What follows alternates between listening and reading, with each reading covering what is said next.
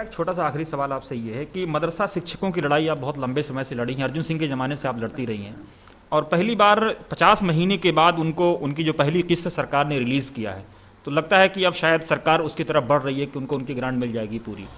होता है। आप यूपीए की सरकार का याद करिए, इस वक्त जब मुझे कितनी लड़ाई लड़नी पड़ती थी अर्जुन सिंह जी के ज़माने से। असल में होता क्या है कि इन लोगों के जो डॉक्यूमेंट्स होते हैं ना, जो मदरसे, वो अपनी पूरी जानकारी नहीं अपलोड करते। ये मैं तब से आपको बता रही हूँ, 2006-07 से मैं इन लोगों की लड़ाइयाँ लड़ रही हूँ। हमेशा इनका 3 साल 4 साल का बैकलॉग रहता है हमेशा, और ये बेचारे परेशान रहते हैं। क्या करते हैं, ये बिना जानकारी दिए मास्टर बदल देते हैं, जो टीचर्स होते हैं, फिर उनका अपलोड नहीं करते हैं। इनको जो ग्रांट मिलता है उसका ये लोग यूटिलाइजेशन सर्टिफिकेट नहीं भेजते हैं।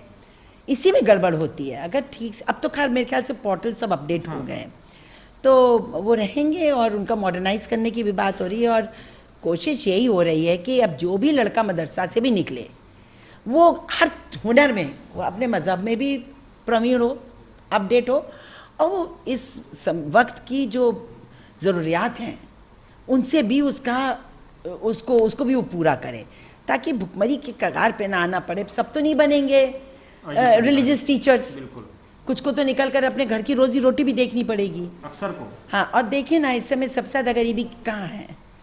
अकलियत में ही है, इसी वजह से भी है, और दलितों में है, और लोग अति पिछड़ों में है। तो पसमंदा की बात तो हम लोग करते हैं, लेकिन पसमंदगी समाप्त कैसे होगी, ख़त्म कैसे होगी? तो मैं सोचती हूँ हम सबको मिलकर एक बात सोचनी चाहिए। एक बार अगर पैसे की ताकत आ जाती है ना, तो बहुत सारी बातें, हमको दुनिया की तरफ तब देखना चाहिए जब हमारा घर मजबूत हो जाए। अगर दुनिया के चक्कर में हम अपना घर कमज़ोर कर लेंगे तो इससे बड़ी मूर्खता कुछ नहीं होगी, कोई नहीं होगी। पहले अपने घर को देखो, फिर दुनिया के घर को देखना। अब हम लोग परेशान हो जाते हैं, अमेरिका में क्या रहा है, भाई हो रहा होगा जो बाइडेन में, उसमें हो रहा है, हमें क्या लेना लादना है। क्या हो रहा है फ्रांस में, हाँ, अगर कहीं इंसानियत को मारा जाता है तो हमें तकलीफ होनी चाहिए। भी गर्दन क्यों उतार ली? गर्दन नहीं उतारनी चाहिए भाई। जो किया, रूल ऑफ क्या नहीं, जो उसने टीचर ने भी किया है उसको भी ठीक नहीं था, उसका condemnation all over the world होना चाहिए। भाई जब हम हमारे अगर पैगंबर के खिलाफ या हमारे भगवानों के खिलाफ या हमारे खुदा के खिलाफ कोई कुछ बोलता है, तो ये इसको किसी को एक्सेप्ट नहीं करना चाहिए, इसकी निंदा होनी चाहिए। लेकिन अगर कोई बेचारी औरत चढ़ जा रही है, अब उसका गर्दन काट लीजिए, क्यों काटा आपने उसकी गर्दन? तो इसकी भी निंदा होनी चाहिए कि जिसका कोई लेना लादना नहीं, उसको सज़ा दे के आप क्या कर रहे हो, किसको सज़ा दे रहे हो आप? तो ये सारी बातें हैं। मैं समझती हूँ पूरे, हमको तो सिर्फ अब ये परवाह है कि अभी देखिए आ रहा है कि हम लोग का पहली बार आरबीआई ने भी कहा है कि पहली बार हम मंदी में जा रहे हैं। अगर मंदी से नहीं बचेंगे, भुखमरी पे आगे, तो क्या होगा इस देश का, मुल्क का?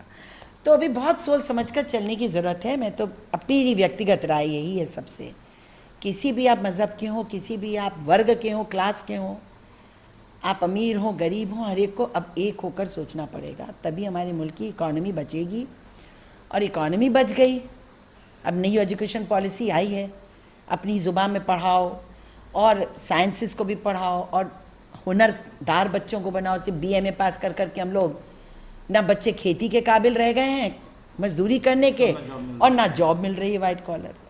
आप गांव में जाकर देखिए, एमए पास लड़का खाट पे लेटा है और 65 साल का बाप खेत जोत रहा है। क्यों? अब उनकी तो इज्जत के खिलाफ हो गया खेत जोतना, अब बाप बेचारे, उसको तो रोटी चलानी है। तो हमको ऐसा करना है कि बच्चा जब बड़ा हो तो अपनी योग्यता के हिसाब से, अपनी इसकी जो काबिलियत है उसके हिसाब से वो रोज़गार से जुड़े। इसकी कोशिश न्यू एजुकेशन पॉलिसी में होने जा रही है। मुद्दे बहुत हैं, फिर आपसे और लंबी गुफ्तगू होगी इस मामले में, पर मैं समझती हूँ आप जैसे जो जर्नलिस्ट हैं, जिनको मैं आज से नहीं 10 साल 15 साल से जानती हूँ, आपको मुल्क की चिंता रहती है और आप लोगों की आवाज़ ज़्यादा बुलंद है। हमको तो कुछ भी बोलेंगे, लेकिन आज बीजेपी में तो ऐसा बोल रही है, आज कांग्रेस में तो ऐसा बोल रही, लेकिन आप जो कहेंगे वो लोगों के दिलों को छूती है। तो आप लोगों, लेकिन आप जहाँ भी रहें वहाँ विचारधारा आपकी समाजवादी ही होती है। ये बिल्कुल, ये जो गवर्नमेंट कर रही है किसके लिए कर रही है, मैं आपसे पूछना चाहती हूँ। समाज के लिए जो पॉलिसी आ रही है वो आ रही है सिर्फ और सिर्फ गरीबों के लिए। जो पैसा निकलता है आज दिल्ली से या लखनऊ से, किसको जा रहा है? वो उनको जा रहा है जो वीकर सेक्शन है।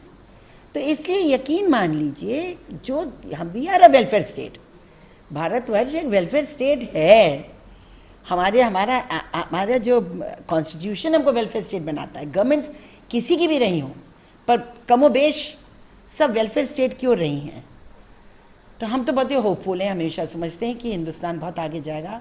अभी तो चीन को मात देनी है किसी तरह से, और चीन की बड़ी गंदी राजनीति चल रही है इस समय। तो बस अब सबसे बचना है और अपने आप को आगे ले जाना है। बहुत बहुत शुक्रिया। शुक्रिया।